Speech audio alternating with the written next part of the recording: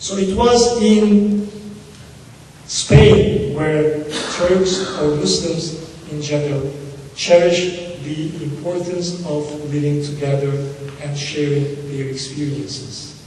The Caliph was Muslim, the scholars were coming from anywhere in the world, from different backgrounds, but nobody just cared. The most important thing was to live together in peace and just do their best in this life.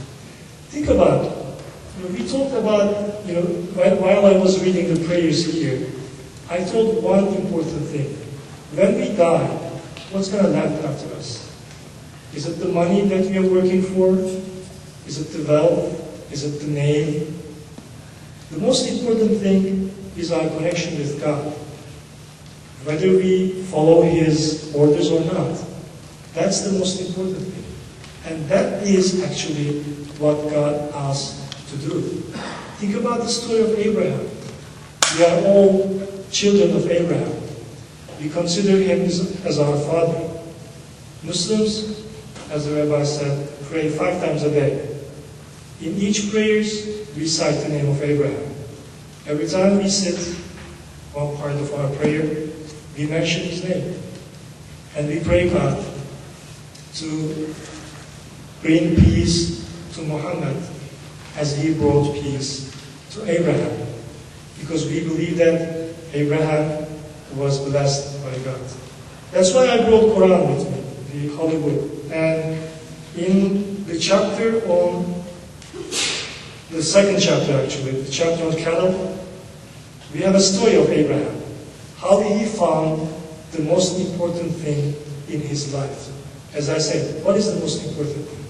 The most important thing is to find God. So let's see how Abraham found his God. When night threw its shadow over him, he saw a star. That, he said, is surely my God. But when it faded in the morning light, he said, I will not worship gods that fade. In Arabic, La ubbul afilin. When he beheld the rising moon, he said, that is my God. But when it set, he said, if my Lord does not guide me, I shall surely go astray. Then when he beheld the sunshine, he said, that must be my God. It is the largest.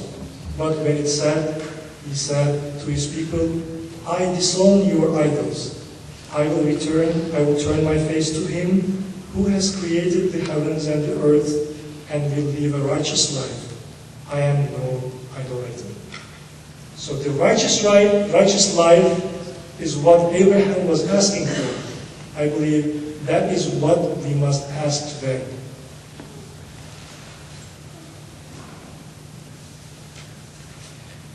When we have more things in common.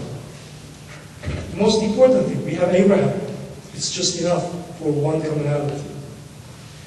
Every day we face God and pray to Him, collectively and individually. I know in Jewish tradition, sometimes the prayers are collective, but people perform them individually. That's what we do too.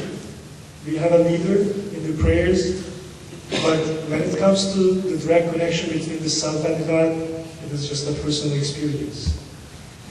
This individualism, both in our ordinary lives or during the prayers, makes us face God as independent entities. And it reminds us that one day, in the day of judgment, we will face Him and we will be held accountable for our actions. That's why our individualism has always been bound by a set of communal values, the glue upon which every healthy society depends. We live our individual lives, but we know that it is sometimes the community that makes us better people. When we stay at home, watch TV, do whatever we want, sometimes the self, or according to Sufis, there are tons of different levels of self, good sides, bad sides, or the shaitan, Satan, the evil, comes to our mind and whispers us some things to do, maybe go out, do something bad, which we see in the society, not to mention those bad things. But when you come here all, you see one another. you get the message from each other, even from the faces, just looking at each other. You get the message. Be good, be better, be a good person. So in Islam, it's also considered a very bad thing to stay alone, just oneself. You need to come together, live with people. Even Sufis were criticized, some Sufis, because of their, living individual lives. Because when you live alone, you are always with Satan. But when you are together, like we are here, you are with good people, so you hear more good voices than the whisper of the Satan.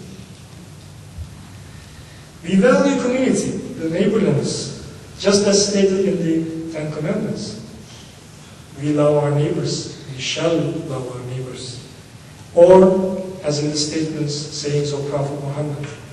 Even some companions of Prophet Muhammad said that Prophet himself mentioned a lot, that much about the importance of neighbors. People thought that they're going to be considered like relatives in the future, that the law is going to change and neighbors will be considered as relatives. And we value patriotism, an obligation of citizenship, a sense of duty and sacrifice on behalf of our nation, which all come from this Abrahamic tradition. On the other hand, the quest of justice is one of the most important things in our lives, both in Jewish and Muslim understanding. Our messages are both prophetic and political. Political in a sense, not like, the politics in these pages, but just to bring justice to the world. We have the prophetic message that's brought to us by the messengers, and on the other hand, implementation of it. That's something we need more than anything else to do. Justice to the world. To live a more just and better society for our children, we need to come together because we have common enemies. The drug dealers in the streets, when they want to sell drugs, they don't just say you're a Muslim. They just want to make more money and just make our generations worse and worse. The gangs, the bullets, they don't differentiate between people, races, or religions. And day by day, in this hedonistic world, where we become more and more selfish, when we think about ourselves, even if we call ourselves true believers, when we are selfish, it's not going to save us.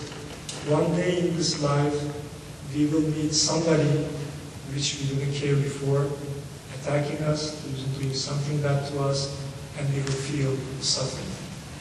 We cannot leave bad things aside. We cannot just close our eyes, turn the other way, and forget about the bad things in the society. We have common enemies. And while fighting against these common enemies, we're going to learn from each other the importance of community, the importance of the message of the God. This is one of the biggest, congregations that I have attended in South Florida. Even, considering my Muslim, friends. So if I weren't here, I wouldn't be seeing this many good people together. So if you didn't invite me here, I wouldn't have this experience. So when I come here, I'm not making any favor to you guys. Actually, when you invite me here, it's a favor to me. So I should be thankful for that.